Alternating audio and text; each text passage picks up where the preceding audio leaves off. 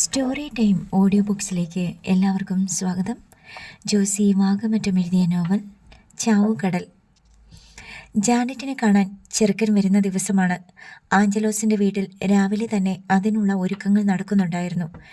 ജാനറ്റിന് പെണ്ണ് കാണലിന് ധരിക്കാൻ പുതുവസ്ത്രങ്ങൾ തന്നെ വാങ്ങിക്കൊടുത്തിട്ടുണ്ട് ശൗര്യക്കുട്ടി. എമിലിയും ഷീബയും ചേർന്നാണ് ജാനറ്റിനെ ഒരുക്കിയത്.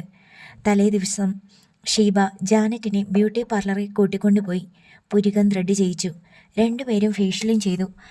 അല്ലെങ്കിൽ തന്നെ ശൗര്യക്കുട്ടിയുടെ തിരിച്ചു വരവിന് ശേഷം ജാനറ്റിന് ഒരു പുതുജീവൻ ലഭിച്ചതുപോലെയായിരുന്നു. പ്രതീക്ഷകളറ്റ് മെലിഞ്ഞ് കൺതളങ്ങൾ കറുത്ത് നെറ്റിയിൽ രേഖകൾ വീണ് മുടിയിൽ അവിടവിടെ ഒറ്റ തിരിഞ്ഞ വെള്ളിനാരുകൾ വീണ് ഉദാസീനയായി കഴിഞ്ഞിരുന്നവൾ ഇന്ന് ഉത്സാഹവതിയാണ്. നൈരാശ്യത്തിൻ്റെ പുറന്തോട് അടർന്നുപോയി. ഇന്നൊരു പുതിയ ജാനറ്റാണെന്ന് കാണുന്നവർക്ക് മാത്രമല്ല, അവൾക്ക് തന്നെ അറിയാം. എമിലി ഇപ്പോഴും അത് തന്നെ പറഞ്ഞു. ഇവളിനി നന്നാവത്തില്ലാന്ന് ഓർത്ത് ഞാൻ എന്തുമാത്രം വിഷമിച്ചതാണ്. ഇപ്പം നല്ല പോലെ നിറം വെച്ച് പ്രായവും കുറഞ്ഞ് പഴയതുപോലെയായി. അത് നേരാണെന്ന് കുഞ്ഞിനെയും സമ്മതിച്ചു. ഇവിടെ മുടിയൊക്കെ കൊഴിഞ്ഞ് എലിവാല് പോലെ ശോഷിച്ചു പോയതല്ലേ. ഇപ്പം കണ്ടോ, ഇഷ്ടം പോലെ മുടിയും വന്നു. അതെ, ചേച്ചിയുടെ മനസ്സ് മുരടിച്ചപ്പോൾ ശരീരവും അതുപോലായി പോയതാ, ഷീബ പറഞ്ഞു. ഒക്കെ ശൗര്യക്കുട്ടി തിരിച്ചു വന്നേ പിന്നെയാ. എമിലി പറഞ്ഞപ്പോൾ ഊവെന്ന് കുഞ്ഞനെ തലകുലുക്കി. ജാനറ്റ് നിലക്കണ്ണാടിയിൽ നോക്കി. 29 വയസ്സ്. തൻ്റെ പ്രായത്തിലുള്ള പെൺകുട്ടികൾ കല്യാണം കഴിച്ച് കുട്ടികളുമായി. കുഴപ്പമില്ല, പുരുഷന് ഇഷ്ടപ്പെടുന്ന രൂപമാണിത് എന്ന് അവൾക്ക് തോന്നി. മണി 10:30 ഒരു കാറിൽ ചെറുക്കനും കൂട്ടരും എത്തിച്ചേർന്നു. ശൗര്യക്കുട്ടി ഇറങ്ങിച്ചെന്ന് അവരെ സ്വീകരിച്ചു. ബിജോയ് എന്നാണ് ചെറുക്കൻ്റെ പേര്. അയാൾ കൂടെ വന്നവരെ ശൗര്യക്കുട്ടിക്ക് പരിചയപ്പെടുത്തി. ഒരാൾ കസിനാണ്, അടുത്തയാൾ സ്നേഹിതൻ. പിന്നെ ഒരു കൊച്ചു പെൺകുട്ടിയെ കൂടി കൊണ്ടുവന്നിട്ടുണ്ട്. ബിജോയുടെ ജ്യേഷ്ഠൻ്റെ മകളാണ്. പെണ്ണ് കാണൽ ചടങ്ങ് അതിൻ്റെ മുറ പോലെ നടന്നു. ചായ നൽകൽ, പെണ്ണും ചെറുക്കനും തമ്മിൽ അല്പം സംഭാഷണം. അതിനുശേഷം രണ്ടു കൂട്ടരുടെയും കുടുംബ ചുറ്റുപാടുകളെക്കുറിച്ചുള്ള വിശദീകരണങ്ങൾ. ബിജോയ് ഷാർജയിലായിരുന്നു. 11 വർഷം അവിടെ ജോലി ചെയ്തു. പൂങ്കാവിലാണ് വീട്. ഗൾഫിൽ നിന്ന് തിരിച്ചു വന്ന ശേഷം പൂങ്കാവിലൊരു ബേക്കറി തുടങ്ങി. കൂടാതെ 12 സെൻറ്റ് സ്ഥലം വാങ്ങി ഒരു വീടുണ്ടാക്കി. അതിൻ്റെ അവസാന മിനുക്കുപണികൾ നടന്നുകൊണ്ടിരിക്കുന്നു. ബിജോയ്ക്ക് ജ്യേഷ്ഠനെ കൂടാതെ ഒരനുജൻ കൂടിയുണ്ട്.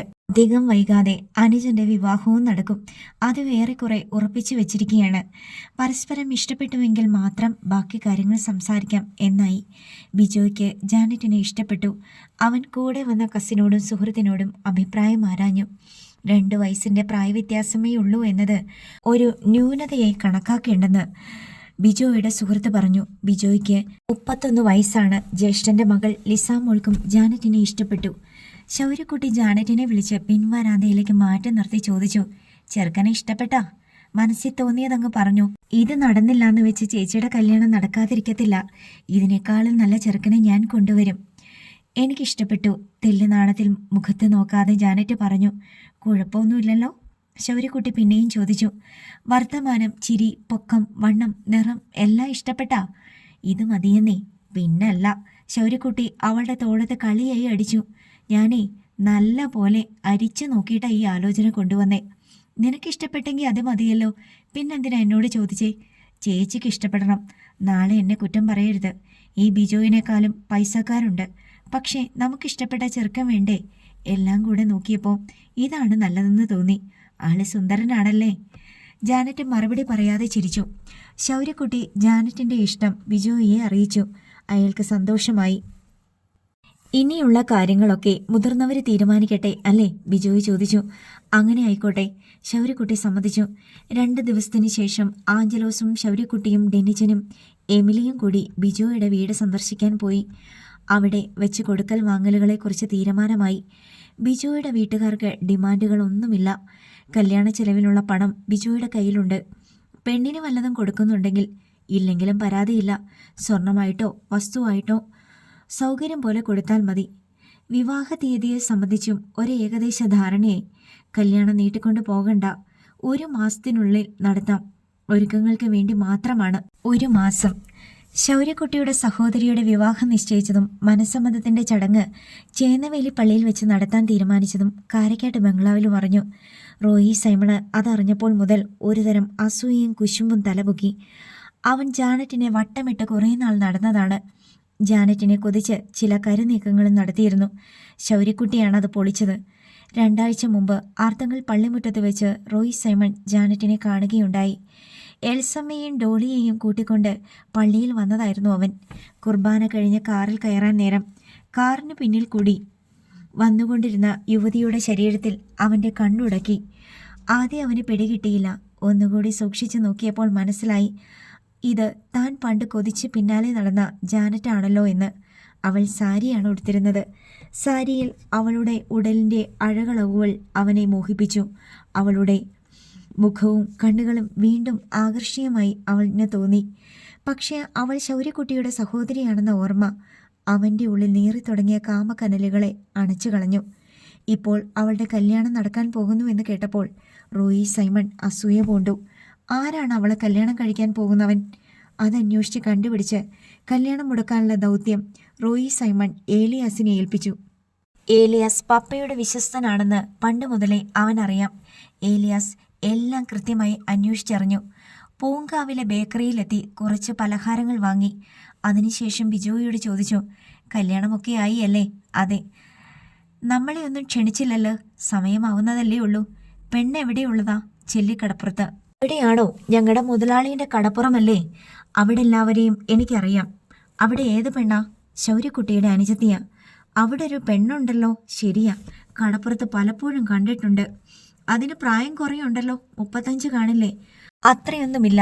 29, 30. എനിക്ക് 32 അവക്ക് അതിലൊക്കെ കൂടുതലുണ്ട്. ദുഷ്പേര് കാരണമല്ലേ അതിൻ്റെ കല്യാണം നടക്കാതിരുന്നത്? എന്ത് ദുഷ്പേര്? കൊള്ളാം. സ്കൂളിൽ പഠിക്കണ കാലത്ത് നമ്മുടെ സൈമൺ മുതലാളിൻ്റെ മകനുണ്ടല്ലോ, റോയിച്ചൻ. അവനുമായിട്ട് വലിയ അടുപ്പമായിരുന്നു. റോയി സൈമണെ എനിക്കറിയാം. അവരൊക്കെ വലിയ ആളുകളല്ലേ. അന്ന് റോയിച്ചൻ പഠിത്തം കഴിഞ്ഞ് വെറുതെ വീട്ടിൽ നിൽക്കുമ്പോൾ ഒരു നേരം പോക്ക് ഇടയ്ക്കിടെ ചെല്ലിക്കടപ്പുറത്ത് പോകും. പകലൊന്നുമല്ല, രാത്രി. ഞാനല്ലേ ബോഡി ഗാർഡ്. രാത്രി എന്താ ചെല്ലിക്കടപ്പുറത്ത്? റോയിച്ചൻ കടപ്പുറത്ത് കാറ് കൊണ്ടുപോയിട്ടിട്ട് അതിലിരിക്കും. ആ പെണ്ണ് രാത്രി വീട്ടിൽ നിന്നിറങ്ങി വന്ന് കാറിൽ കയറും.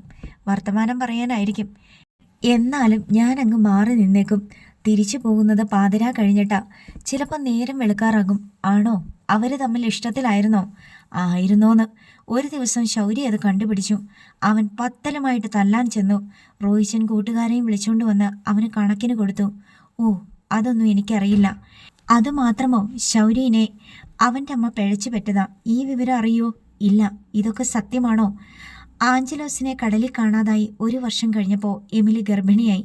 എങ്ങനെയാ? അതല്ലേ രഹസ്യം. നമ്മുടെ മുതലാളീൻ്റെ മീൻകൂടത്തിലായിരുന്നു എമിലിക്ക് പണി. സൈമൺ മുതലാളി ആരാ മോൻ? സൈമൺ മുതലാളീൻ്റെ മകനാ ശൗരി എന്ന് പറയുമ്പോൾ ബാക്കിയെല്ലാം പിടികിട്ടൂലോ. ഇപ്പോഴെനിക്കെല്ലാം മനസ്സിലായി. ആ ബന്ധത്തിൽ നിന്ന് ഒഴിയുന്നതാ അവനവൻ്റെ സൽപ്പേരിനും കച്ചവടത്തിനും ആരോഗ്യത്തിനും എല്ലാത്തിനും നല്ലത്. ശൗര്യയുടെ സ്വഭാവം അറിയാലോ. സൈമൺ മുതലാളിക്ക് ഒരു ദിവസം കലി കയറിയ പിറ്റേ ദിവസം ചെല്ലിക്കടപ്പുറത്ത് ഒരു ശവം കിടക്കും. ആരുടേതാണെന്ന് പറയണ്ടല്ലോ. ശൗര്യ ആയുസത്തി ചാവത്തില്ലെന്നുള്ളത് 3 തരം. ഏലിയാസാ പറയുന്നേ. ഒന്നാമത് പോലീസിൻ്റെ കണ്ണിലെ കരട.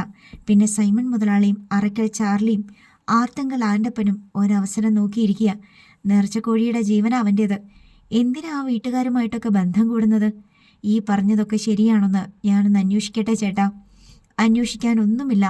ഞാൻ പറഞ്ഞതാ. വെറുതെ സൈമൺ മുതലാളിയുടെ ശത്രുത സമ്പാദിച്ചു വെക്കുന്നത് എന്തിനാ? ശൗര്യക്കുട്ടി അത്ര വലിയ കൊമ്പനാണെങ്കിൽ അവൻ്റെ കൂടെ കൊടുന്നതല്ലേ ഒന്നുകൂടെ ലാഭം. പോലീസിനെയും മുതലാളിമാരെയും ഒക്കെ വിറപ്പിക്കുന്നവനല്ലേ? വിറപ്പിക്കുവല്ല, അവൻ വിറയ്ക്കുക. ഞാൻ പറയാനുള്ളത് പറഞ്ഞു. അറിയാത്ത കുഞ്ഞിന് ചൊറിയുമ്പോൾ അറിയുന്ന പഴമക്കാരുടെ ഭാഷ. ശരി, ബിജോയ് തലയാട്ടി സമ്മതിച്ചു. അടുത്ത ദിവസം രാവിലെ ചെല്ലിക്കടപ്പുറത്ത് വന്നെടുത്ത വള്ളങ്ങളിൽ നിന്ന് ഇറക്കിയ മീൻ ലേലം ചെയ്യാൻ ഏലിയാസും സംഘവും വന്നപ്പോൾ ശൗര്യക്കുട്ടി കടപ്പുറത്തേക്ക് ചെന്നു. കാരക്കാട്ട് സൈമൺ തരകന്റെ പണയക്കാരായി 5 or 6 വള്ളങ്ങൾ മാത്രമേ ചെല്ലിക്കടപ്പുറത്ത് ശേഷിക്കുന്നുള്ളൂ. ബാക്കി എല്ലാ വള്ളങ്ങളും കൂറുമാറി ശൗര്യക്കുട്ടിയുടെ അധീനതയിൽ വന്നു കഴിഞ്ഞു. ലേലം നടക്കുന്നിടത്ത് പതിവില്ലാതെ ശൗര്യക്കുട്ടിയെ കണ്ടപ്പോൾ ഏലിയാസിന്റെ ഉള്ളം നാളി. ശൗരി കുട്ടിയായിരുന്നപ്പോൾ ഏലിയാസിന് നിറയൗവനവും ചോരത്തിളപ്പും വേണ്ടതിലധികമായിരുന്നു. മേയ്ക്കരുത്ത് ഇപ്പോഴും ചോർന്നിട്ടില്ലെങ്കിലും പ്രായത്തിൻ്റെതായ ഭീരുത്വം വന്ന് തലയിൽ കയറിയിട്ടുണ്ട്. പണ്ട് കൊന്നാലും ചത്താലും ചോദിക്കാനും പറയാനും ആരുമില്ലായിരുന്നു. ഇപ്പോൾ ഭാര്യയും മക്കളുമുണ്ട്. അതിനാൽ കൈ മെയ് മറന്ന് അഭ്യാസത്തിനുള്ള ഉൾക്കരുത്തില്ല. ശൗര്യക്കുട്ടി നേരെ വന്ന് ഏലിയാസിന്റെ കുത്തിന് പിടിച്ച് മുന്നോട്ടും പിന്നോട്ടും ഉലച്ചുകൊണ്ട് ഒരു ചോദ്യം. ആരാടാ എന്നെ പെങ്ങളെ പിഴപ്പിച്ചത്? ഏലിയാസ് സഹായത്തിനായി സംഘാംഗങ്ങളെ നോക്കി. ശൗരി, എന്നതാ പ്രശ്നം? ആദ്യം ഏലിയാച്ചനെ അവിടെ വിട്, നമുക്ക് സംസാരിച്ച് തീർക്കാം. സംസാരിച്ചാൽ തീരത്തില്ല, അതാ ഞാൻ കുത്തിന് പിടിച്ചത്. ഇത് അടിച്ചു തീർക്കേണ്ട കേസാ. അടിക്കാനൊക്കെ ഞങ്ങൾക്കും അറിയാം ശൗരി, അത് കള. ആദ്യം കാര്യം എന്താണെന്ന് പറ. കാർലോസ് കൈലിയും ഷർട്ടിന്റെ കൈയും ചെറിച്ചു കയറ്റി. ആദ്യ അടി, അത് കഴിഞ്ഞ കാര്യം പറയും. പറഞ്ഞതും ശൗരി ഏലിയാസിന്റെ ചെകിടടച്ച് അടിച്ചതും ഒപ്പം കഴിഞ്ഞു. കർണപടം പൊട്ടിയെന്ന് ഏലിയാസിന് തോന്നി. നില തെറ്റി അയാൾ മണപ്പുറത്ത് വീണു. ശൗരി തന്നെ അയാളെ വലിച്ചെഴുന്നേൽപ്പിച്ചു. അപ്പോഴേക്ക് ഏലിയാസിന്റെ സംഘം ശൗര്യക്കുട്ടിയെ ആക്രമിച്ചു. ശൗരി വലിയ തിടക്കമൊന്നുമില്ലാതെ അഭ്യാസിയുടെ മെയ് വഴക്കത്തിലും താളത്തിലും തന്റെ എതിരാളികളോട് പൊരുതി. കടപ്പുറത്ത് വൃത്താകൃതിയിൽ ആൾക്കൂട്ടം കാഴ്ചക്കാരായി നിന്നു. ഒടുക്കം രക്ഷയില്ലാതെ ഏലിയാസ് കത്തിയൂരി ശൗര്യക്കുട്ടിയുടെ നേർക്ക് വീശി. എന്നിട്ട് ആൾക്കൂട്ടത്തെ വകഞ്ഞു മാറ്റിക്കൊണ്ട് ജീപ്പ് കിടക്കുന്നിടത്തേക്ക് നീങ്ങി. ഏലിയാസിന്റെ സംഘാംഗങ്ങൾ അടിയേറ്റ അവശരായി കടപ്പുറത്ത് വീണു കിടന്നു. ശൗര്യക്കുട്ടി ഏലിയാസിനെ പിന്തുടർന്ന് ജീപ്പിനടുത്തെത്തി. ഏലിയാസ് കത്തി വീശിക്കൊണ്ട് അമറി. അടുത്ത് വരരുത്, കൊന്നുകളയും. ശൗര്യക്കുട്ടി പേടിയില്ലാതെ ഏലിയാസിന്റെ അടുത്തേക്ക് നീങ്ങുന്നത് കണ്ട് കടപ്പുറത്തുള്ളവർ അന്തം വിട്ടു. നാലാമത്തെ തവണ കത്തി വീശിയ കൈ തിരിച്ചെടുക്കാൻ ഏലിയാസിന് കഴിഞ്ഞില്ല. ആ കൈ ശൗര്യക്കുട്ടിയുടെ കക്ഷത്തിൽ കുടുങ്ങി. കത്തി കൈക്കലാക്കിയ ശൗര്യക്കുട്ടി ഏലിയാസിന്റെ കഴുത്തിൽ കത്തിമുന ഊന്നിക്കൊണ്ട് പറഞ്ഞു, കേറി നിൽക്കട ബമ്പറിലോട്ട്. ഏലിയാസ് ഭീതിയോടെ അനുസരിച്ചു. പുറത്തുകാർ ജീപ്പിന് ചുറ്റും കൂടി. എന്റെ പെങ്ങളെപ്പറ്റി നീ എന്തൊക്കെയാണടാ ബിജോയിന്റെ അടുത്ത് ചെന്ന് പറഞ്ഞത്? ഏലിയാസ് ജനക്കൂട്ടത്തെ നോക്കി. രക്ഷിക്കാനൊന്നും ആരുമില്ല, എല്ലാവരും കാഴ്ചക്കാരാണ്. ശൗര്യക്കുട്ടി ഊന്നിയ കത്തിമുനയിൽ കൂടി ഒരു ചോരത്തുള്ളി മെല്ലെ ഊറി വന്നുകൊണ്ടിരുന്നു. പറ, എനിക്ക് ക്ഷമയില്ല. ശൗര്യക്കുട്ടി കലി പൂണ്ട് നിൽക്കുകയാണ്. സൈമൺ മുതലാളിയുടെ മോൻ ശൗര്യയുടെ പെങ്ങളെ പിഴപ്പിച്ചിട്ടുണ്ടെന്ന് പറഞ്ഞ് ഏലിയാസ് കുറ്റമേറ്റു. എന്റെ പെങ്ങളെ നിന്റെ മുതലാളിയുടെ മോൻ പിഴപ്പിച്ചു എന്ന് പറഞ്ഞത് സത്യമാണോടാ? അല്ല. ഏലിയാസ് ഞെരങ്ങി. ഉറക്കെ പറയടാ, ശൗര്യക്കുട്ടിയുടെ പെങ്ങളെ സൈമൺ മുതലാളിയുടെ മോൻ റോയി സൈമൺ പിഴപ്പിച്ചു എന്നുള്ളത് ഞാൻ പറഞ്ഞത് കള്ളമാണെന്ന് വിളിച്ചു പറയടാ, കടലിനോടും കടപ്പുറംകാരോടും. ശൗര്യക്കുട്ടി ആക്രോശിച്ചു. ഏലിയാസ് ഉറക്കെ വിളിച്ചു പറഞ്ഞു, എന്തിനു വേണ്ടിയാ നീ ബിജോയിന്റെ ബേക്കറി ചെന്ന് അങ്ങനെ പറഞ്ഞത്? ശൗര്യയുടെ പെങ്ങളുടെ കല്യാണം മുടക്കാൻ. എൻ്റെ പെങ്ങളുടെ കല്യാണം മുടക്കണമെന്ന് നിന്നോടാരാ പറഞ്ഞത്? ഏലിയാസ് ഒന്നറച്ചു. ജീപ്പിന്റെ ബോണറ്റിലാണ് നിൽപ്പ്. കടപ്പുറംകാർക്ക് മുഴുവൻ ഏലിയാസിനെ കാണാം. പറഞ്ഞില്ലെങ്കിൽ നിന്റെ കഴുത്തി ഞാൻ കണ്ടിക്കും. റോയിച്ചൻ പറഞ്ഞിട്ടാ. ഏത് റോയിച്ചൻ? സൈമൺ മുതലാളിയുടെ രണ്ടാമത്തെ മോൻ റോയി സൈമൺ. അവനിപ്പോൾ എവിടെയുണ്ട്? ഇപ്പൊ കാരക്കായിട്ട് ബംഗ്ലാവിൽ കാണും. കേരള ജീപ്പിലോട്ട്. ശൗര്യക്കുട്ടി ഏലിയാസിനെ വലിച്ച് താഴെ ഇറക്കി ജീപ്പിലേക്ക് കയറ്റിയിരുത്തി. ഏലിയാസിന്റെ സംഘാംഗങ്ങളെ താങ്ങി പിടിച്ചുകൊണ്ടുവന്ന് ജീപ്പിൽ കയറ്റി. അതിനുശേഷം ഏലിയാസിനോട് സിഷ്കി വാങ്ങി ജീപ്പ് ഓടിച്ച് കാരക്കാട്ട് ബംഗ്ലാവിലേക്ക് പോയി. അവിടെ ബ്രേക്ക്ഫാസ്റ്റ് കഴിക്കാനായി ഡൈനിങ് ടേബിളിന് ചുറ്റും ഇരിക്കുകയായിരുന്നു സൈമൺ തരകനും എൽസമ്മയും മക്കളും. ജീപ്പ് ഗേറ്റ് കടന്നു വരുന്നത് ചില്ല ജനാലയിൽ കൂടി കണ്ടിട്ട് സൈമൺ തരകൻ ആശ്ചര്യപ്പെട്ടു. ഇന്ന് മീനൊന്നുമില്ലേ? ലേലമില്ലായിരുന്നോ? അത് ശൗര്യല്ലേ പപ്പ? ഡാൻഡസ് കൈ ചൂണ്ടി. ശൗര്യക്കുട്ടി ബോണറ്റിന് മുകളിൽ കയറി നിൽക്കുന്നത് കണ്ട് സൈമൺ തരകൻ എഴുന്നേറ്റു. സൈമൺ തരകന്റെ പുറകെ റോയി സൈമണും ഡാൻഡസും എൽസമ്മയും കൂടി ചെന്നു. സൈമൺ തരകൻ സിറ്റൗട്ടിലേക്ക് ഇറങ്ങിയത് കണ്ട് ശൗര്യക്കുട്ടി ചോദിച്ചു, മുതലാളി ബംഗ്ലാവിനകത്ത് ഉണ്ടായിരുന്നോ? നിങ്ങളുടെ ആൾക്കാരെ കൊണ്ടുവിടാൻ വന്നതാ. ഇങ്ങോട്ട് ഇറങ്ങി വന്ന് സ്വീകരിച്ചുകൊണ്ട് പോകുന്നു, അതോ ഞാൻ അങ്ങോട്ട് കൊണ്ടുതരണോ? സൈമൺ തരകൻ കടപ്പല്ല് ഞെരിക്കുന്ന ശബ്ദം തൊട്ടു പുറകിൽ നിന്ന് എൽസമ്മ കേട്ടു. നിങ്ങൾ അങ്ങോട്ട് പോകണ്ട കേട്ടോ. അവൻ അവിടെ നിന്നുകൊണ്ട് വായിക്ക് തോന്നിയത് വിളിച്ചു പറഞ്ഞിട്ട് പോട്ടെ. നമ്മുടെ ഗേറ്റിന്റെ മുന്നിൽ വന്ന് നിന്നുകൊണ്ടല്ലേ വെല്ലുവിളി? റോയി സൈമൺ രോഷാകുലനായി. അതിന് നമുക്കെന്താ? വല്ലവനും ഭ്രാന്ത് പിടിച്ച് തോന്നിയാസം വിളിച്ചു പറയുന്നിടത്ത് മറുപടി പറയാൻ നിൽക്കണോ നമ്മള്? മമ്മി, ഭ്രാന്തനൊന്നുമല്ലല്ലോ അവൻ. നമുക്ക് മാനക്കേടാ. അവന് വെടിവെച്ച് കൊല്ലുകയാണ് വേണ്ടത്. റോയി ചായം മിണ്ടാതിരിക്കുക, ഡാൻഡസ് ശാസിച്ചു. ആഹാ, ഭാര്യയും മക്കളും എല്ലാവരും ഉണ്ടല്ലോ. ഇങ്ങോട്ട് ഇറങ്ങി വരാൻ മടിയാണെങ്കിൽ ഞാൻ അങ്ങോട്ട് വരാം. ശൗര്യക്കുട്ടി ജീപ്പിന്റെ ബോണറ്റിൽ നിന്ന് താഴെ ഇറങ്ങി. അവൻ തന്നെ ഗേറ്റ് മലർക്കെ തുറന്നിട്ടു. പിന്നെ വന്ന് ജീപ്പിൽ കയറിയിരുന്ന് ജീപ്പ് ഓടിച്ച് കാരക്കാട്ട് ബംഗ്ലാവിന്റെ കോമ്പൗണ്ടിലേക്ക് കയറ്റി. സിറ്റൗട്ടിന്റെ വിളമ്പത്ത് ബമ്പർ മുട്ടിയില്ല എന്ന മട്ടിൽ ജീപ്പ് കൊണ്ടുപോയി നിർത്തി. ശൗര്യക്കുട്ടി താഴെ ഇറങ്ങി. ആദ്യം ഏലിയാസിനെ വലിച്ച് താഴെ ഇറക്കി. അയാൾ അടികൊണ്ട് അവശനായിരുന്നു. അയാളുടെ കോളറിന് കുത്തിപ്പിടിച്ച് ശൗര്യക്കുട്ടി ചോദിച്ചു, ആരാടാ ബിജോയുടെ വീട്ടിൽ ചെന്ന് എൻ്റെ പെങ്ങളുടെ കല്യാണം മുടക്കാൻ നോക്കിയത്? ഓങ്ങിക്കൊണ്ടായിരുന്നു ചോദ്യം. ഏലിയാസ് മറുപടി പറയാൻ അറച്ചു. അടുത്ത നിമിഷം മുഖത്തടി വീണു. ഞാനാ? ഏലിയാസ് ഞരങ്ങി. അയാളുടെ വായിൽ ചോര ചുവച്ചു. ആര് പറഞ്ഞിട്ടാ പോയത്? ശൗര്യക്കുട്ടി വീണ്ടും ചോദിച്ചു. ഏലിയാസ് റോയി സൈമന്റെ നേർക്ക് കൈ ചൂണ്ടി. പേര് പറയടാ, ശൗര്യക്കുട്ടി ആജ്ഞാപിച്ചു. റോയിച്ചൻ സാറ് പറഞ്ഞിട്ടാ. റോയിച്ചൻ സാറ്? ശൗര്യക്കുട്ടി ഏലിയാസിനെ പരിഹസിച്ചു. എന്നിട്ട് റോയി സൈമനെ നോക്കി. എടാ, നീ പള്ളിക്കൂടത്തിൽ പോയിട്ടുള്ളവനല്ലേ?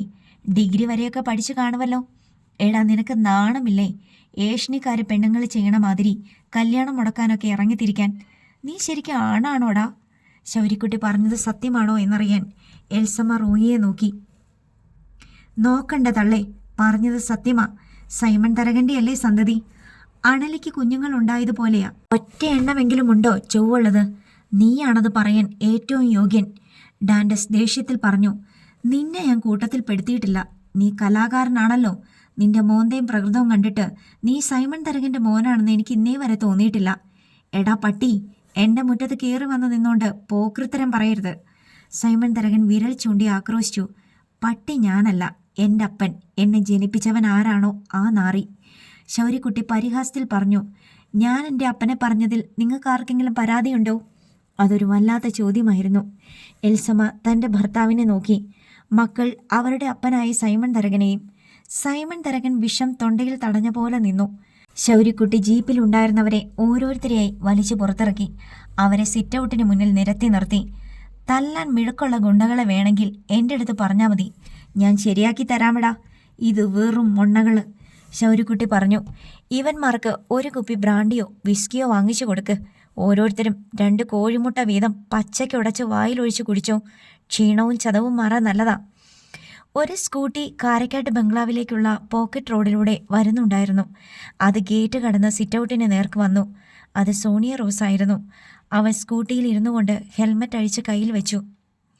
എന്നിട്ട് പകച്ച മട്ടിൽ ഓരോരുത്തരെയും നോക്കി. എച്ചിൽ കൈകളോടെ നിൽക്കുന്ന സൈമൺ തരകൻ, ഭാര്യ, മക്കൾ, കൈകെട്ടി തല താഴ്ത്തി നിൽക്കുന്ന അവശരായ ഏതാനും പേർ, പിന്നെ ശൗര്യയുടെ മുഖത്തേക്ക് നോക്കിയതും അവളുടെ നെഞ്ചിൽ പേടിയുടെ ചിറകനങ്ങി. സോണിയ സിറ്റൗട്ടിലേക്ക് കയറാൻ ഭാവിച്ചപ്പോൾ ശൗര്യക്കുട്ടി തടഞ്ഞു. ഇവിടെ ഒരു അടിയന്തര മീറ്റിംഗ് നടന്നുകൊണ്ടിരിക്കുക. അത് കഴിഞ്ഞിട്ട് കയറിയാൽ മതി. എവിടെ മീറ്റിംഗ്? സോണിയ ചുറ്റും നോക്കി. നിനക്ക് കണ്ണ് കാണാൻ പാടില്ലേ? ഞാനാണ് മീറ്റിംഗ് നടത്തുന്നത്. അങ്ങോട്ട് മാറി നിൽക്കേ. ശൗര്യക്കുട്ടി കൈ ചൂണ്ടി ആജ്ഞാപിച്ചു. സോണിയ പതറി നിന്നു. ശൗര്യക്കുട്ടി മറ്റുള്ളവരെ നോക്കി. അപ്പൻ മുതലാളിയോടും മകൻ മുതലാളിയോടും കൂടി പറയുക, നിങ്ങൾ മുടക്കിയാൽ മുടങ്ങുന്നതല്ല എൻ്റെ പെങ്ങളുടെ കല്യാണം. ഞാനത് നടത്തേണ്ട ദിവസം കൃത്യസമയത്ത് തന്നെ നടത്തും. ഞാൻ ക്ഷണക്കത്തും കൊണ്ട് വരുന്നുണ്ട് ക്ഷണിക്കാൻ. അതാണല്ലോ ആചാരം. ആരും മിണ്ടുന്നില്ല. പിന്നെ വേറൊരു കാര്യം കൂടി പറഞ്ഞേക്കാം. എൻ്റെ പെങ്ങളുടെ കല്യാണം മുടക്കാൻ നോക്കിയവരല്ലേ നിങ്ങൾ? ഇനി ഈ വീട്ടിൽ ആരെങ്കിലും കല്യാണം കഴിക്കണമെങ്കിൽ എന്നോട് ചോദിക്കണം. ഒരൊറ്റ കല്യാണം പോലും ഞാൻ നടത്തിക്കില്ല. 3 തരം. ശൗര്യക്കുട്ടി മുഖം തിരിച്ച് സോണിയെ നോക്കി. ഞാനീ പറഞ്ഞത് നിന്നോടും കൂടിയാ. ഇവിടെ ഒരുത്തനെ കല്യാണം കഴിച്ച് ഈ വീട്ടിലോട്ട് വലതുകാലം വെച്ച് വന്ന് കയറാന്ന് നീ സ്വപ്നത്തിൽ പോലും കരുതണ്ട. അത് ഇയാളല്ലല്ലോ തീരുമാനിക്കുന്നത്. സോണിയ റോസ് ദേഷ്യപ്പെട്ട് പറഞ്ഞു. നിന്റെ കാര്യം തീരുമാനിക്കുന്നത് ഞാനാ. നിന്റെ അപ്പനുണ്ടല്ലോ, അറക്കൽ ചാർലി, അയാൾ പോലുമല്ല. നീ അവിടെ നില്ല്. ഞാനിവിടെ പറയാനുള്ളത് പറഞ്ഞു തീർത്തോട്ട്. സൈമൺ തരകന്റെ നേരെ തിരിഞ്ഞു. ഇയാൾ ഫിഷിംഗ് ബോട്ട് വാങ്ങാൻ പോണെന്നോ മീൻ ഫാക്ടറി തുടങ്ങാൻ പോണെന്നോ ഒക്കെ കേട്ടല്ലോ. നടക്കത്തില്ല കേട്ടോ. ഞാൻ ഈ ചെല്ലിക്കടപ്പുറത്ത് ചെയ്യാൻ പോണ കാര്യങ്ങൾ അതൊക്കെ. എന്നെ വെല്ലുവിളിച്ചാൽ നിങ്ങൾ തോറ്റുപോകും. ഇനി 2ാമത്തെ കാര്യം, നിങ്ങൾ കൊച്ചിൻ ഫൈനാൻസിയേഴ്സിൽ നിന്ന് ഭൂമി ഈട് വെക്കാൻ പോണെന്ന് കേട്ടു. അത് നടക്കത്തില്ല. എനിക്കും കൂടി അവകാശപ്പെട്ട സ്ഥലങ്ങൾ പണയപ്പെടുത്താൻ ഞാൻ സമ്മതിക്കത്തില്ല. അല്ലെങ്കിൽ നിങ്ങളൊന്ന് ശ്രമിച്ചു നോക്ക്. നീ പോടാ തെണ്ടി, ചെട്ടെ, പട്ടി, ഇറങ്ങിപ്പോടാ എൻ്റെ വീട്ടുമുറ്റത്തുനിന്ന്. എന്തൊക്കെ ചെയ്യണമെന്നും എങ്ങനെയൊക്കെ ജീവിക്കണമെന്നും സൈമൺ തരകൻ അറിയാം. നീ എന്നെ പഠിപ്പിക്കണ്ട കേട്ടാ. നിനക്ക് ജയിലിൽ തിന്നാനുള്ള ഉണ്ടയുടെ ഗോതമ്പ് അങ്ങ് പഞ്ചാബിൽ വിതച്ചിട്ടേ ഉള്ളൂ. അതിൻ്റെ വിളവെടുപ്പ് ഇങ്ങോട്ട് വന്നോട്ട്. അതുവരെ നീ ചിരട്ട വെള്ളത്തിലെ വാലുമാക്രി പോലെ കൂത്താടി മറിഞ്ഞ് രസിക്ക്. സോണിയ റോസ് നിൽക്കുന്നത് കണ്ട് സൈമൺ തരകൻ വായിൽ വന്ന തെറികളെല്ലാം വെട്ടിച്ചുരുക്കിയാണ് പറഞ്ഞത്. ചുമ്മാ നാക്കിട്ടടിക്കാതെടോ. ചെല്ലിക്കടപ്പുറത്ത് നിന്ന് പല്ലും നഖവും ഞാൻ പിഴുതെടുത്ത് കളഞ്ഞില്ലേടോ. അവസാനത്തെ വേരും കൂടെ ഞാൻ മാന്തിയെടുത്ത് കളയും. താൻ കാത്തിരുന്നു. അതും പറഞ്ഞ് ശൗര്യക്കുട്ടി സോണിയ റോസിൻ്റെ മുന്നിലോട്ട് ചെന്നു. നീ ആരോട് ചോദിച്ചിട്ടാടി കൊതുകു വണ്ടിയും എടുത്തോണ്ട് ഇറങ്ങിയത്? നിന്നോട് ഞാൻ പറഞ്ഞിട്ടില്ലേ കാരക്കാട്ട് ബംഗ്ലാവിലേക്ക് പോകരുതെന്ന്? അത് പറയാൻ നിങ്ങളാരാ? സോണിയ ഒരു ചൂട് പിന്നോക്കം മാറി. ഞാൻ ആരാണെന്നോ? ശൗരിക്കുട്ടി മുണ്ട് മാടി കുത്തി കൈ ചുരുട്ടി കയറ്റി സോണിയയെ നോക്കി കണ്ണുരുട്ടി. കേറടി വണ്ടിയിൽ, വന്ന വഴിക്ക് പൊക്കോ. സോണിയ റോസ് ഭയന്നുപോയി. ഒരാശ്രയത്തിനായി അവൾ സിറ്റൗട്ടിലേക്ക് നോക്കി. അങ്ങോട്ട് നോക്കണ്ട, അവന്മാർക്ക് കൊടുക്കാനുള്ളത് കൊടുത്തിട്ട് നിൽക്കുക. നിന്നോട് വണ്ടി എടുക്കാനാ പറഞ്ഞത്. അപ്പോഴേക്കും ഡാൻഡസ് മുന്നോട്ട് വന്നു. അവൾ എന്നെ കാണാൻ വന്നതാ. അവളെ തടയാൻ നിനക്കെന്ത് കാര്യം? നിന്നെ കാണാൻ അവൾക്കെന്ത് കാര്യം? നിന്റെ വെള്ളലുവ പോലുള്ള തടി കേടാക്കല്ലേ. കലാകാരനായതുകൊണ്ടാ ഞാൻ നിന്നെ കൈ വെക്കാത്തത്. ഞാൻ തൊട്ടാ നീ പിന്നെ വെടക്ക. ഡാൻഡസിനോട് അത്രയും പറഞ്ഞിട്ട് ശൗര്യക്കുട്ടി സോണിയെ നോക്കി. നിന്നോട് പറഞ്ഞാൽ മനസ്സിലാകത്തില്ല അല്ലേ? ശൗരി അവളെ നിന്ന നിൽപ്പിൽ പൊക്കിയെടുത്ത് സ്കൂട്ടിയുടെ സീറ്റിന് മീതെ കൊണ്ടുവന്ന് വെച്ചു. അവളുടെ കയ്യിൽ നിന്ന് താക്കോൽ പിടിച്ചു വാങ്ങി കീ ഹോളിൽ തിരികെ സ്റ്റാർട്ട് ചെയ്തു. എന്നിട്ട് വലങ്കാൽ വായിൽ വീശിയെടുത്ത് പിൻസീറ്റിലിരുന്നു. കൈ രണ്ടും നീട്ടി ഹാൻഡിലിൽ പിടിച്ചു. അടുത്ത നിമിഷം സ്കൂട്ടി കാരക്കാട്ട് ബംഗ്ലാവിന്റെ മുറ്റത്ത് നിന്ന് ചീറിപ്പാഞ്ഞുപോയി. അവളെ അവൻ കൊണ്ടുപോയി. എൽസമ്മ പരിഭ്രാന്തയായി. മോനെ, അവളുടെ പപ്പയെ വിളിച്ചു പറ. അസ്തപ്രജ്ഞനായി നിന്ന ഡാൻഡസിനോട് എൽസമ്മ പറഞ്ഞു. പോലീസ് സ്റ്റേഷനിലും വിളിച്ചു പറ, റോയി സൈമൺ പറഞ്ഞു. മക്കൾ സൈമൺ തരകന്റെ വാക്കിനു വേണ്ടി അയാളെ നോക്കി. ചെല്ലിക്കടപ്പുറത്തെ വൃദ്ധസിംഹത്തിന്റെ മുഖത്ത് നിസ്സഹായതയും ചിന്താക്കുഴപ്പവും മാത്രമേ കാണാനുണ്ടായിരുന്നുള്ളൂ. പോക്കറ്റ് റോഡ് കടന്ന് തീരദേശ ഹൈവേയിലെത്തിയപ്പോൾ ശൗര്യക്കുട്ടി സോണിയ റോസിനോട് ചോദിച്ചു, ഞാൻ നിന്നെ വീട്ടിൽ കൊണ്ടുവിടണോ, അതോ നീ എന്നെ വീട്ടിൽ കൊണ്ടുവിടുവോ? സോണിയ റോസ് ശൗര്യക്കുട്ടിയുടെ വേലി കെട്ടിയ കൈകൾക്ക് മധ്യേ സീറ്റിൽ ചൂളി പിടിച്ചിരിക്കുകയാണ്. വണ്ടി ഓടിക്കുന്നത് ശൗര്യക്കുട്ടിയാണ്. താനൊരു സ്കൂൾ കുട്ടിയാണെന്ന് അവൾക്ക് തോന്നി. ശൗര്യക്കുട്ടി ബ്രേക്ക് പിടിച്ച് സ്കൂട്ടി നിർത്തി. എങ്ങനെയാ? മറുപടി പറ. രണ്ടിലൊന്നേ നടക്കൂ. ഒന്നുകിൽ എന്നെ കൊണ്ടുവിടണം, അല്ലെങ്കിൽ നിന്നെ കൊണ്ടുവിടാം. ഏതാ? എനിക്കെൻ്റെ വീട്ടിൽ പോകണം. സോണിയ റോസ് മുഖം വിറപ്പിച്ച് പറഞ്ഞു. ഇന്നാ പിടിച്ചോ ഹാൻഡില്, നീ തന്നെ ഓടിച്ചോ. ഇയാൾ ഇറങ്ങുന്നില്ലേ? ഇല്ല, നിന്നെ കൊണ്ട് വിട്ടിട്ടേ ഉള്ളൂന്ന്. ഇത്രയും വലിയ ഒരാളെ ബാക്കിൽ വെച്ചുകൊണ്ട് ഞാനിതുവരെ ഓടിച്ചിട്ടില്ല. നീ ധൈര്യമായിട്ട് വിട്ടോ, ഞാനില്ലേ പുറകിൽ, ശൗര്യക്കുട്ടി പറഞ്ഞു. സോണിയ റോസ് ആശങ്കയോടെ സ്കൂട്ടി ഓടിച്ചു നീങ്ങി. ആദ്യം ഇടത്തും വലത്തും വെട്ടിപ്പാളിയെങ്കിലും ക്രമേണ അവൾ സ്കൂട്ടി നിയന്ത്രണത്തിലാക്കി. നീ എന്നെ ഓർക്കാറുണ്ടോ പെണ്ണെ? ശൗര്യക്കുട്ടി അവളുടെ കാതിൽ ചോദിച്ചു. ഞാനെന്തിനാ ഇയാളെ ഓർക്കുന്നേ? ചുമ്മാ ദേഷ്യം കൊണ്ട് ഓർക്കേണ്ടതാണല്ലോ. നിന്നെ ഞാൻ ആ തുമ്പോളി കടപ്പുറത്ത് കൊണ്ടുപോയതും മസാജ് ചെയ്തതും ഒക്കെ ഓർക്കുമ്പോൾ ദേഷ്യം വരേണ്ടതാണല്ലോ. എനിക്കിഷ്ടമില്ലാത്തതൊന്നും ഞാൻ ഓർക്കാറില്ല. അത് വെറുതെ. ആ ശൗരിന്ന് പേരുള്ള തെമ്മാടി പോക്കരി ഇടിവെട്ടി ചാവട്ടേന്നെങ്കിലും ഓർത്തു പോകും ആരായാലും. ഇയാൾ ഇടിവെട്ടി ചത്തിട്ട് എനിക്കെന്താ പുണ്യം? പക്ഷേ ഞാൻ ജീവിച്ചിരുന്ന ഡാൻഡസിനെ നിനക്ക് കിട്ടത്തില്ല. അതൊക്കെ എൻ്റെ പപ്പയും ഡാൻഡസിൻ്റെ പപ്പയും കൂടി വേണ്ട പോലെ നടത്തിക്കോളും. വേണ്ട പോലെ നടത്താൻ ഞാൻ സമ്മതിക്കില്ല. ഇയാൾ എന്തിനാ എന്നെ ഇങ്ങനെ ദ്രോഹിക്കണത്? ഞാൻ എന്തെങ്കിലും ഉപദ്രവം ചെയ്തോ ഇയാൾക്ക്? നീ എൻ്റെ ഒരു ഇരയാ, ഡാൻഡസിനെ നശിപ്പിക്കാനുള്ള ഇര. ഡാൻഡസിനെ ഒന്നും ചെയ്യാൻ ഇയാൾക്ക് പറ്റില്ല. ദൈവം ഒരു വരം കൊടുത്തിട്ടുണ്ട് ഡാൻഡസിന്, സംഗീതം. എത്ര വലിയ സ്വത്തിനേക്കാളും വലുതാ അത്. അവൻ്റെ സംഗീതമൊക്കെ താനേ നിൽക്കും. നീ അവനുമായിട്ടുള്ള എല്ലാ ബന്ധവും അവസാനിപ്പിച്ചേക്ക്. അവൻ പിച്ച ചട്ടി എടുത്തുകൊണ്ട് തെണ്ടുന്നത് ഞാൻ കാണിച്ചു തരാം. നീ ഇന്നും കണ്ടിട്ട് പോന്ന കാരക്കാട്ട് ബംഗ്ലാവുണ്ടല്ലോ, അതിൻ്റെയൊക്കെ ആയുസ് തീർന്നു. ഞാൻ ആ കുടുംബം തകർത്ത് തരിപ്പണമാക്കും. ഇയാൾ എന്ത് വേണമെങ്കിലും ചെയ്തോ, എന്നെ ഉപദ്രവിക്കാതിരുന്നാൽ മതി. ഞാൻ നിന്നെ ഉപദ്രവിക്കാനല്ല, രക്ഷിക്കാനാ നോക്കുന്നത്. വേണ്ട വേണ്ടാന്ന് പറഞ്ഞാൽ എങ്ങനെയാ? നീ എൻ്റെ ഭാര്യയല്ലേ. ഭാര്യയോ? ചോദ്യവും ബ്രേക്ക് പിടുത്തവും ഒന്നിച്ചായിരുന്നു. നീ വണ്ടി വിട്. എന്തിനാ നിർത്തിയേ? എന്തിനാ വേണ്ടാത്ത വർത്തമാനം പറയുന്നത്? ഞാനൊരു സത്യമാ പറഞ്ഞത്. എന്ത് സത്യം? ഞാൻ അന്ന് രാത്രി തുമ്പോളി കടപ്പുറത്ത് വെച്ച് നിന്നെ കല്യാണം കഴിച്ചു. ഇയാൾക്കെന്താ വട്ടാണോ? കല്യാണം കഴിച്ചത്രേ. ഞാനെന്ന് നിന്റെ കഴുത്തിലൊരു മിന്നു കെട്ടി. സോണിയ റോസിനൊരു ഉൾക്കിടലമുണ്ടായി. ഇയാൾ അതിനും മടിക്കാത്തവനാണ്. എന്താ തെളിവ്? എൻ്റെ കയ്യിൽ വെച്ചിരിക്കുകയാണ് തെളിവ്. ആവശ്യം വരുമ്പോൾ ഞാൻ ആ തെളിവ് നിനക്ക് കാണിച്ചു തരും. കടപ്പുറത്ത് ഒരു പെണ്ണിനെ ബോധം കെടുത്തിയിട്ടിട്ട് കഴുത്തിൽ താലി കെട്ടിയ അത് കല്യാണമാകുമോ? അത്രയും ഗംഭീരമായൊരു കല്യാണം ലോകത്ത് വേറെ നടന്നിട്ടില്ല. കടല് സാക്ഷി, ആകാശം സാക്ഷി, കടപ്പുറം സാക്ഷി, നക്ഷത്രങ്ങൾ സാക്ഷി, നിലാവ് സാക്ഷി, കാറ്റും മേഘവും സാക്ഷി. അതിൽ കൂടുതൽ എന്തു വേണം? വെറുതെ പറയുകയാണ്. എനിക്കറിയാം, പച്ചക്കള്ളം. ഞാൻ നിന്നെ എൻ്റെ മടിയിലിരുത്തി എൻ്റെ ദേഹത്തോട് ചാരിയിരുന്ന് തല എൻ്റെ തോളത്ത് വെച്ചു. അപ്പം ഞാൻ ചോദിച്ചു, ഞാൻ നിനക്കൊരു താലി കെട്ടട്ടേന്ന്. അപ്പോൾ നീ പതിയെ മൂളി. ദൈവമേ, ബോധാവസ്ഥയിലായിരിക്കും, ഞാൻ ഓർക്കുന്ന പോലുമില്ല. നീ കേട്ടു എൻ്റെ ചോദ്യം? അതുറപ്പാണ്. ഇല്ല, ഞാൻ വിശ്വസിക്കില്ല. ശൗര്യക്കുട്ടി അത് കേട്ട് ചിരിച്ചു. വണ്ടി എടുക്കടി, ആളുകൾ നോക്കണത് കണ്ടില്ലേ? സോണിയ റോസ് ചുറ്റും നോക്കി. ശരിയാണ്, വഴിപോക്കർ ശ്രദ്ധിക്കുന്നു, തുറച്ചു നോക്കുന്നു. സോണിയ സ്കൂട്ടി മുന്നോട്ടെടുത്തു. വീട്ടിൽ ചെല്ലുമ്പം എല്ലാവരും ചോദിക്കും, ഞാൻ നിന്നെ ഉപദ്രവിച്ചോന്ന്. ഞാൻ നിന്നെ ഉപദ്രവിച്ചോ? ഇല്ലല്ലോ. എന്നെ ബലമായിട്ട് പിടിച്ചു കയറ്റിക്കൊണ്ട് പോകുന്നില്ലേ എൻ്റെ സമ്മതമില്ലാതെ? നിന്നെ രക്ഷിക്കാൻ വേണ്ടി ചെയ്തതാ.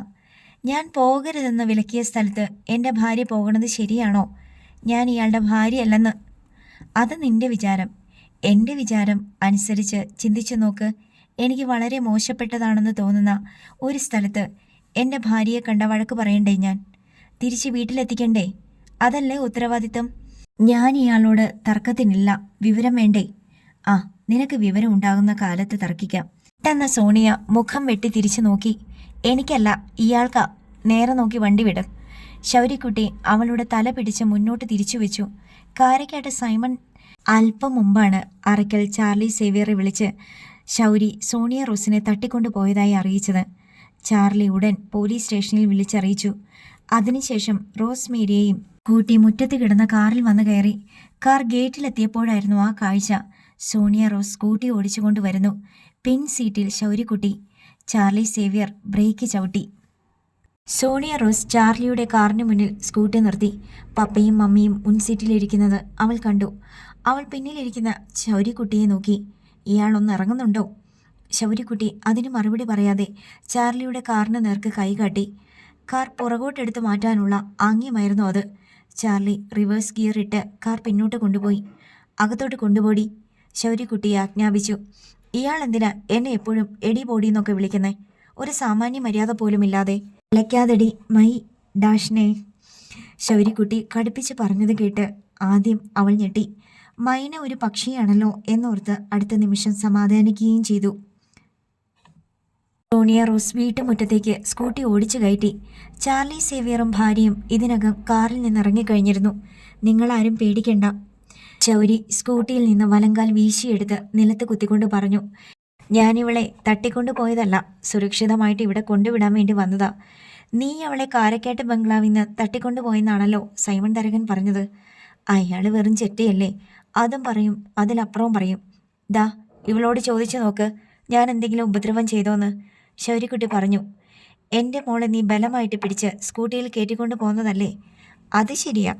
നിങ്ങളുടെ മോള് നിങ്ങൾ കുറച്ചും കൂടെ മര്യാദയ്ക്ക് വളർത്തണം. അവിടെ തോന്നിയസ്ഥന് കയറൂരി വിട്ടേക്കുവാണല്ലോ. അവക്കെന്താണ് കാരക്കാട്ട് ബംഗ്ലാവിൽ കാര്യം? നിങ്ങൾ മോക്ക് വേണ്ടി കല്യാണം പറഞ്ഞ് ചെറുക്കൻ താമസിക്കണ വീട്, അത്രയല്ലേ ഉള്ളൂ. കല്യാണം കഴിപ്പിക്കണ പെണ്ണിനെ വിടേണ്ടത് പ്രീ മാരേജ് കോഴ്സിനാ, അല്ലാതെ ചെറുക്കൻ്റെ വീട്ടിൽ പോയി അർമാദിക്കാനല്ല. ഇതൊക്കെ എവിടത്തെ ശീലങ്ങളാണ്? ഞങ്ങളുടെ മോളെ എന്തൊക്കെ പഠിപ്പിക്കണം, എവിടൊക്കെ വിടണം എന്ന് ഞങ്ങൾക്കറിയാം. ഇയാളെ പഠിപ്പിക്കണ്ട. ചാർലി ദേഷ്യം കൊണ്ടു. അങ്ങനെ വിടാൻ പറ്റത്തില്ലെന്ന്. ശൗര്യക്കുട്ടി പറ്റത്തില്ലെന്ന് പറഞ്ഞാൽ പറ്റത്തില്ല എന്ന് തന്നെ അർത്ഥം. മേലാൽ ഇങ്ങനെ കറങ്ങി നടക്കണ കണ്ട ചെകിട ഞാൻ അടിച്ചു പൊട്ടിക്കും. ഈ ഒരു തവണ ഞാനങ്ങ് ക്ഷമിച്ചതാ. ഇയാൾക്കിതൊക്കെ പറയാൻ എന്താടോ അവകാശം? മകളോട് ചോദിച്ചു നോക്ക്, അവൾ പറഞ്ഞു തരും. മകളെ കുറച്ചുകൂടി അച്ചടക്കം പഠിപ്പിക്കണം കേട്ടാ. ഇല്ലെങ്കിൽ ഞാൻ പഠിപ്പിക്കുമേ. പറഞ്ഞില്ല എന്ന് പറയല്ലേ. ചാർലി സേവിയർ മകളെ നോക്കി. അവൾക്ക് കൂസലൊന്നുമില്ല. ശൗര്യയുടെ നേർക്ക് ദേഷ്യപ്പെടുന്നില്ല. പരാതിയൊന്നുമില്ലാത്ത പോലെ നിൽക്കുന്നു. മുമ്പത്തെ സ്വഭാവത്തിനാണെങ്കിൽ നിലവിളിച്ച് കരഞ്ഞ് റോസ് മേരിയെ കെട്ടിപ്പിടിക്കേണ്ട പെണ്ണാണ്. പോട്ടേടി, അവൻ സോണിയെ നോക്കി പറഞ്ഞു. അകത്തേക്ക് കയറി വല്ലതും എടുത്തു വെച്ച് കഴിക്ക്. ക്ഷീണമാ നിനക്ക്. വിശപ്പിൻ്റെ കുറവുണ്ട് നിനക്ക്. ഇനി കാണുമ്പോൾ ഞാൻ ഒരു അരിഷ്ടം കൊണ്ട് തരാം കേട്ടോ.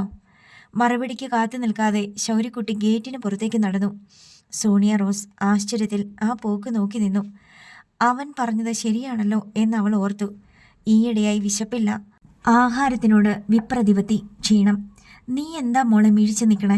നിനക്കൊന്നും പറയാനില്ലേ? ചാർലി സേവിയർ മകളോട് ചോദിച്ചു. ഞാൻ എന്തു പറയാനാ?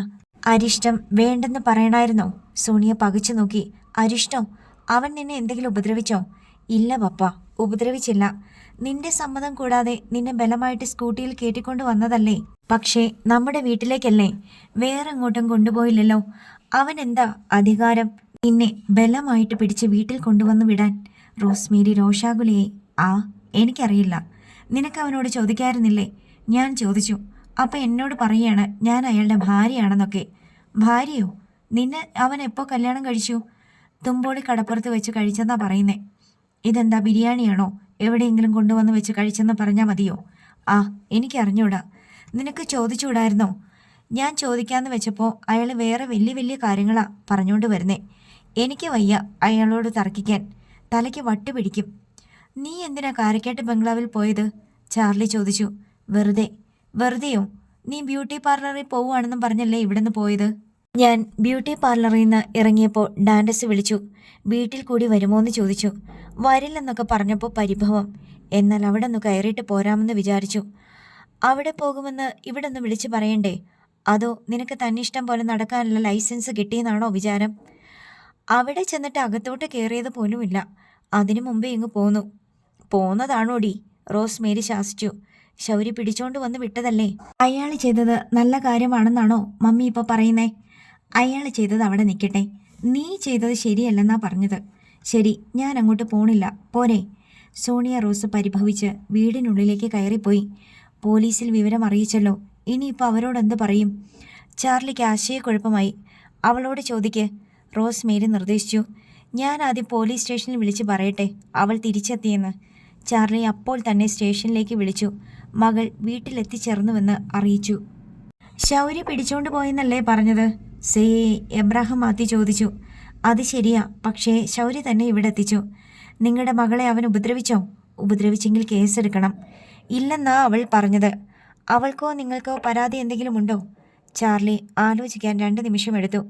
പരാതി ഉണ്ടെന്ന് പറഞ്ഞാൽ ശൗര്യക്കെതിരെ കേസെടുക്കുമായിരിക്കും. അവൻ ജാമ്യമെടുത്തിറങ്ങും. കേസും വക്കാലത്തുമായി തൻ്റെ മകൾ കോടതി കയറി ഇറങ്ങേണ്ടി വരും. ഇത്തവണത്തേക്ക് പോട്ടെ, കുഴപ്പമൊന്നും ഉണ്ടായില്ലല്ലോ. പക്ഷേ ഇതുകൊണ്ടൊന്നും അവൻ്റെ ശല്യം തീരുമെന്ന് വിചാരിക്കേണ്ട. നിങ്ങളുടെ മകളെ അവൻ കൊണ്ടുപോകും. വെടക്കാക്കിയിട്ട് തനിക്കാക്കുക എന്നൊരു ചൊല്ലുണ്ടല്ലോ. പൂച്ച കടിച്ച മീൻ പൂച്ചയ്ക്കുള്ളത് തന്നെ. ഇനി ഞങ്ങൾ സൂക്ഷിച്ചോളാം. Thank you sir. Charlie phone cut ചെയ്തിട്ട് ആശ്വാസത്തിൽ ഭാര്യയെ നോക്കി. അവനെ 2 തല്ല് കൊള്ളിക്കേണ്ടതായിരുന്നു. തെമ്മാടിത്തരമല്ലേ കാണിച്ചത്? അവനും അവളും കൂടി സ്കൂട്ടിയിൽ പോരുന്നത് എത്ര പേര് കണ്ടു കാണും? അവർ കാണുന്നവരോടെല്ലാം പറഞ്ഞുകൊണ്ട് നടക്കില്ലേ? അറക്കൽ ചാർലിയുടെ മോളും ചെല്ലിക്കടപ്പുറത്തെ ശൗരിയും കൂടി സ്കൂട്ടിയിൽ ഒട്ടിപ്പിടിച്ചിരുന്ന് പോണ കണ്ടെന്ന്. അതിപ്പോൾ കണ്ടവരൊക്കെ പറഞ്ഞു കഴിഞ്ഞു കാണും. പോലീസൊന്നും ശൗരിയെ തല്ലാറില്ല. പിന്നെ പോലീസിലും പിടിപാടുണ്ട് റോസേ. അഥവാ അവനെ തല്ലിയിട്ടുണ്ടെങ്കിൽ എവിടെയെങ്കിലും വെച്ച് അവൻ തിരിച്ചു കൊടുക്കും. ആൻ്റപ്പൻ്റെ മകനോട് ചെയ്തത് കണ്ടില്ലേ? വാരിയിലെ ചവിട്ടി ഓടിച്ചു കളഞ്ഞു. അങ്ങനെ ഒരാളെ പേടിക്കാൻ പറ്റുമോ ചാർലി ചായ? ഈ പറയുന്ന കേട്ടാ തോന്നും അവസാനം നമ്മുടെ മോളെയും അവൻ തന്നെ കൊണ്ടുപോകുമെന്ന്. അതൊന്നും നടക്കില്ല. അത്രയ്ക്കൊന്നും ശൗരി വളർന്നിട്ടില്ല. ഇത് വെള്ളരിക്കാപട്ടണമൊന്നും അല്ലല്ലോ. ഭാര്യയും ഭർത്താവും സംസാരിച്ചുകൊണ്ട് അകത്തേക്ക് കയറിപ്പോയി. സോണിയ കിടക്കയിൽ പാതി കമിഴ്ന്ന മട്ടിൽ കിടന്ന് ശൗര്യക്കുട്ടിയെപ്പറ്റി ചിന്തിക്കുകയായിരുന്നു. അവനോടുള്ള ദേഷ്യത്തിന് തന്നെ ഒരു ത്രില്ലുണ്ടെന്ന് അവൾക്ക് തോന്നി. ശൗര്യയെ കരയിലും കടലിലും വെച്ച് കൊല്ലാൻ ശ്രമിച്ച ആളാണ് കാരക്കാട്ട് സൈമൺ തരകൻ. ആ സൈമൺ തരകനെ കാരക്കാട്ട് ബംഗ്ലാവിൽ ചെന്ന് വെല്ലുവിളിച്ചിട്ട് ശൗര്യയോട് എതിരിടാൻ സൈമൺ തരകനുമില്ല ധൈര്യം. 3 ആൺമക്കൾക്കുമില്ല. എല്ലാവരും ആ സിറ്റൗട്ടിൽ സ്തംഭിച്ച് നിൽക്കുകയായിരുന്നു. മാത്രമല്ല അവരുടെ കുറേ ആളുകളെ ശൗരി അവിടെ കൊണ്ടുവന്ന് വിടുകയും ചെയ്തിട്ടുണ്ടായിരുന്നു. അവർക്കെല്ലാം ശരിക്കും കൊടുത്തിട്ടുണ്ടെന്ന് തീർച്ച. ഇതിനെല്ലാമുള്ള ധൈര്യം എവിടുന്ന് കിട്ടുന്നുവെന്ന് സോണിയ റോസ് ആശ്ചര്യപ്പെട്ടു. 58 കിലോ ഭാരമുള്ള തന്നെ ഒരു തൂവൽ പോലെയാണ് തൂക്കിയെടുത്ത് സ്കൂട്ടിയിലിരുത്തിയത്. തനിക്ക് ചോദിക്കാനും പറയാനും ആളുണ്ടെന്ന് അറിയാഞ്ഞിട്ടല്ല, ആരെയും നേരിടാനുള്ള ചങ്കൂറ്റം. അവൻ എങ്ങനെയാണ് ഇത്രയ്ക്ക് അഹങ്കാരിയായി തീർന്നത്? ഡാൻഡസ് ആണെങ്കിൽ ഒരു പാവത്താൻ. ആരെയും നോവിക്കാൻ ഇഷ്ടമില്ല, ആരോടും വഴക്കിനില്ല, ആരെയും വെല്ലുവിളിക്കാനില്ല. ശാന്തമായ മനസ്സും സാധുപ്രകൃതവും സൗമ്യമായ സംഭാഷണവും മൃദുഭാവങ്ങളും. അതിന് നേർവിപരീതമാണ് ശൗരി. ഒരു 25 പേരെ അടിച്ചു വീഴ്ത്തിയിട്ട് തോർത്തഴിച്ച് തലയിൽ കെട്ടി ഇനി ആരുണ്ടടാ എന്ന മട്ടിൽ നിൽക്കുന്ന സിനിമയിലെ ഹീറോയെ പോലെയാണവൻ. ഒരാൾ പൂച്ചക്കുഞ്ഞാണെങ്കിൽ അടുത്തയാൾ പുലിക്കുട്ടി. താൻ ഇങ്ങനെ 2 പേരെയും തമ്മിൽ താരതമ്യം ചെയ്യേണ്ട യാതൊരു ആവശ്യവുമില്ലെന്ന് സോണിയയ്ക്ക് തോന്നി. കലാകാരനാണ് ഡാൻഡസ് സൈമൺ. ശൗരി 1 ഡസൻ പേരെ അടിച്ചു വീഴ്ത്തുമെങ്കിൽ ഡാൻഡസ് 1000 പേരെ തൻ്റെ സംഗീത മന്ത്രം കൊണ്ട് മയക്കി കളയും. ശൗര്യയോടൊപ്പം സ്കൂട്ടിയിൽ പോകുന്ന രംഗം അവളൊന്ന് ഓർത്തു നോക്കി. ഒരു ചമ്മലുണ്ടായിരുന്നു എന്നത് ശരി, പക്ഷേ നല്ല ധൈര്യമായിരുന്നു. ഒരു വണ്ടിയും വന്ന് സ്കൂട്ടിയെ ഇടിക്കില്ല. ഒരുത്തനും ഈ പെണ്ണിനെയും കൊണ്ട് നീ എവിടെ പോകുന്നടാ എന്ന് ചോദിക്കാൻ ധൈര്യപ്പെടില്ല. ശൗര്യയുടെ കൂടെ എവിടെ പോയാലും ഒരു സദാചാര പോലീസുകാരനും ചോദ്യം ചെയ്യാൻ വരില്ല. ഡാൻഡസിനോടൊപ്പം എടത്വായിൽ പോയത് സോണിയ റോസ് ഓർത്തു. ഡാൻഡസിന്റെ അങ്കിളുടെ വീട്ടിലേക്കുള്ള യാത്രാമധ്യേ അതിവിശാലമായ ജലപ്പരപ്പ് കണ്ട് കാർ നിർത്തിയിറങ്ങി. താനും ഡാൻഡസും കൂടി മൊബൈലിൽ ഫോട്ടോ എടുത്ത് നടക്കുകയായിരുന്നു. അപ്പുറത്തെ കലിങ്കിലിരുന്ന ഏതാനും പേർ തങ്ങളുടെ അടുത്തേക്ക് വന്നു. ഏതാടാ ഈ പെണ്ണ്? എവിടുന്ന് അടിച്ചെടുത്തോണ്ട് വന്നടാ? ഡാൻഡസ് വിളറിപ്പോയി. കാറിൽ നിന്ന് ഡാൻഡസിന്റെ മമ്മി ഇറങ്ങി വരുന്നത് കണ്ടപ്പോൾ സദാചാരക്കാർ സ്ഥലം വിട്ടു. ഡാൻഡസിന് പകരം ശൗര്യയായിരുന്നെങ്കിലോ? ഏതാടാ ഈ പെണ്ണ് എന്ന ചോദ്യം തീരുന്നതിന് മുമ്പ് അവൻ്റെ ചെകിട്ടത്ത് അടി പൊട്ടിയിരിക്കും. എൻ്റെ പെണ്ണ, നീ ആരാടാ ചോദിക്കാൻ എന്നൊരു മറു ചോദ്യവും ഒപ്പം കഴിയും. പിന്നെ അവരെല്ലാം കണ്ടം വഴി ഓടുന്നതേ കാണാൻ പറ്റൂ. പക്ഷേ ഡാൻഡസിൻ്റെ സമാധാനപ്രിയമാണ്. ഡാൻഡസ് കലഹമുണ്ടാക്കുമെന്നൊരു ടെൻഷനേ വേണ്ട. സ്കൂട്ടിയിൽ ഒന്നിച്ച് ശൗര്യക്കുട്ടിയോടൊപ്പം വന്നപ്പോൾ അവൻ പറഞ്ഞ വാക്കുകൾ വീണ്ടും ഒരു നടുക്കമുണർത്തിക്കൊണ്ട് അവൻ്റെ ഓർമ്മയിലേക്ക് വന്നു. താൻ അവൻ്റെ ഭാര്യയാണത്രേ. അന്ന് രാത്രി തുമ്പോളി കടപ്പുറത്ത് വെച്ച് സർവ്വചരാചരങ്ങളെയും സാക്ഷി നിർത്തി അവൻ തൻ്റെ കഴുത്തിൽ താലി ചാർത്തി പോലും വെറുതെ പറയുന്നതാണ്, തന്നെ ദേഷ്യം പിടിപ്പിക്കാൻ വേണ്ടി. അങ്ങനെ ആരെങ്കിലും ചെയ്യുമോ? അതിനുവേണ്ടി താലി കയ്യിൽ കൊണ്ടു നടക്കുകയായിരുന്നോ? ശൗര്യയായതുകൊണ്ട് വിശ്വസിക്കാനും വയ്യ, വിശ്വസിക്കാതിരിക്കാനും വയ്യ. അവൻ എന്തും ചെയ്തു കളയും, എന്തും ചെയ്യാതെയും ഇരിക്കും. മര്യാദയുടെ ഇങ്ങേയറ്റവും തെമ്മാടിത്തരത്തിൻ്റെ അങ്ങേയറ്റവും അവൻ്റെ കയ്യിലുണ്ട്. അവൻ തൻ്റെ കഴുത്തിൽ താലിച്ചരട് കെട്ടിയപ്പോൾ പ്രകൃതിയൊക്കെ അതിഗംഭീരമായി സാക്ഷ്യം നിന്ന് പോലും. അതല്ല രസം. തന്നോട് അനുവാദം ചോദിച്ചിട്ടാണ് കെട്ടിയത്. ഞാൻ നിന്നെ കല്യാണം കഴിച്ചോട്ടെ എന്ന് ചോദിച്ചപ്പോൾ താൻ സമ്മതം മൂളിയത്രേ. എന്തോ ശബ്ദം കേട്ടപ്പോൾ അബോധാവസ്ഥയിൽ ഞരങ്ങിക്കാണും. അതാണ് സമ്മതം മൂളൽ. പിന്നെ അവൻ്റെ മടിയിൽ ഇരുത്തിക്കൊണ്ട് ദേഹത്തേക്ക് ചാരി അവൻ്റെ തോളത്തേക്ക് തല ചായ്ച്ചു വെച്ച്, ഛേ, എല്ലാം ശുദ്ധ നുണയാണ്. ഇനി അങ്ങനെ സംഭവിച്ചെന്നിരിക്കട്ടെ. ബോധമില്ലാത്ത അവസ്ഥയിലെ ഒരു തരത്തിലുള്ള പെരുമാറ്റത്തിനും താൻ ഉത്തരവാദിയല്ല. പക്ഷെ ഒരു കാര്യം സത്യമാണ്, ആ രാത്രി താൻ അവൻ്റെ കൈകളിലായിരുന്നു. അന്ന് രാത്രി ഏതു തരം സ്വഭാവത്തിൻ്റെയും ഏതറ്റം വരെ വേണമെങ്കിലും പോകാൻ മടിയില്ലാത്ത ശൗര്യയുടെ കൈകളിൽ എന്തോ അവൻ ചെയ്യും. കീറിയ വസ്ത്രങ്ങൾ ഉരിഞ്ഞു കളയും, ദേഹം മുഴുവൻ മസാജ് ചെയ്യും, കഴുത്തിൽ താലി കെട്ടും. മടിയിലിരുത്തുക മാത്രമല്ല, കെട്ടിപ്പിടിക്കുകയോ ഉമ്മ വയ്ക്കുകയോ ചെയ്തിട്ടുണ്ടാകാം. സോണിയ റോസിൻ്റെ ശ്വാസം നിലച്ചുപോയി. അങ്ങനെയൊക്കെ സംഭവിച്ചിട്ടുണ്ടോ? അവൾ കണ്ണുകൾ ഇറുകെ അടച്ചു. ഒന്നും കാണണ്ട, ഒന്നും ഓർക്കുകയും വേണ്ട. അർത്തുങ്കൽ SI ജോൺസൺ അന്വേഷിച്ചു വന്നപ്പോഴേക്കും ശൗര്യക്കുട്ടി വീട്ടിലെത്തിയിരുന്നു. ആ പെണ്ണെവിടെ? അറക്കൽ ചാർലിയുടെ മകൾ. അവളുടെ വീട്ടിലുണ്ട് സാറേ. കാരക്കേട്ട് ബംഗ്ലാവിൽ നിന്ന് നീ പിടിച്ചോണ്ട് പോയിന്ന് പരാതി കിട്ടിയല്ലോ. സാറ് അറക്കൽ ചാർലിയെ വിളിച്ചു നോക്ക് സാറേ.